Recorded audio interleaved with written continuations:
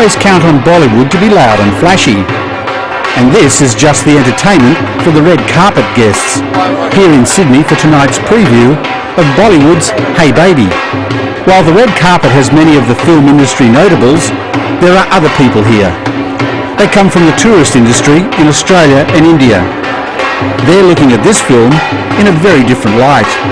Where others see entertainment, they see people in large numbers and dollar signs. Hey Baby, a film about three bachelors whose lives are in turmoil after they find a baby on their doorstep, has also delivered a little bundle of joy to New South Wales tourism. It's showcasing Sydney to a massive Indian audience. We think it's really important. People do relate to iconic things such as the Opera House, the Harbour Bridge, Bondi Beach. So to be able to see that, see people enjoying themselves, interacting around these icons, really will have a powerful impact, we think, with the Indian audience. There have been other Bollywood films made featuring Australian scenes. Currently showing is Shakti India, about a group of Indian hockey players who make it to the World Championships. Aap Mujhe Achhe Lagne Lage was shot in Canberra and managed to make the normally quiet and staid National Capital and Parliament House look positively lively.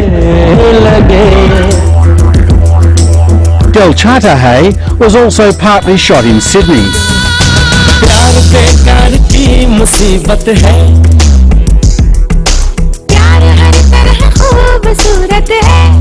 Hey Baby is the first Bollywood film to feature an Australian location as central to the entire film. The Indian bachelors in the story are living here.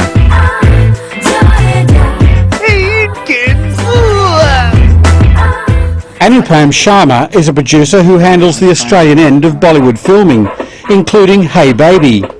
He's seen tourism on the back of Bollywood movies work well in other countries, such as Singapore and Malaysia.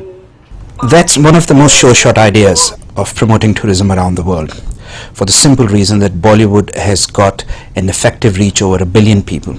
But most importantly, messages sent out, it has always been proven, messages sent out subtextually as a part of a script or a story are more effective and more attractive.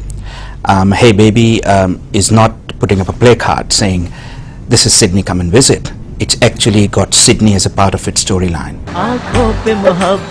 But if they see it, will they come? For the past decade, India's economic boom has spawned a vast new upper middle class, around 300 to 400 million of them. These people have money and they travel. And from the experience of Anupam Sharma, if they see a vibrant Sydney, they'll be on their way. Absolutely. When first Indian films started scripting Australia into the script, we would the number of queries we started to get would be, oh, can we go and see the place where that song was shot? Or there were competitions on how to spell didgeridoo in India when a film called Dil Chahta Hai was released in 2000. Films is a religion in India. Already, New South Wales Tourism is hosting a number of Indian travel agents around the sights of Sydney and other places seen in the film. While the film shows Sydney basking in sunshine, these agents arrived on one of the wettest weekends in months. So much for timing.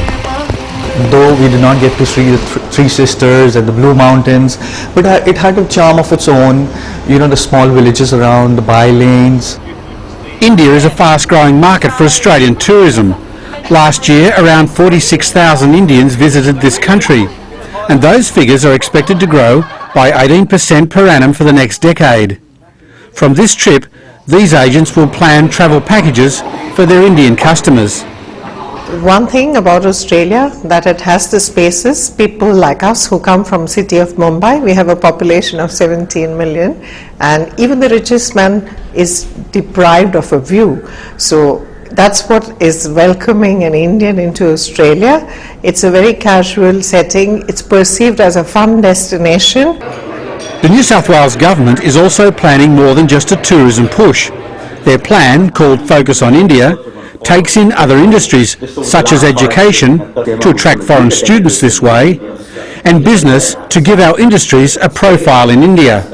I think the film is a perfect opportunity. The biggest challenge which we have is convincing Indian businesses to look at Australia, and we're competing with the rest of the world. And that's where awareness comes about again, because India keeps thinking of Australia as this country of 22 million people only, missing the opportunities which are out there. So the constant branding definitely makes a difference out there. So far, everyone is upbeat of the benefits to be had on the back of a Bollywood film. And if all the Indian tourists do flock to Sydney, they may expect it to look a little more like the Bollywood city they know from the film. In fact, some of Sydney's icons may need the Bollywood treatment to keep everybody interested.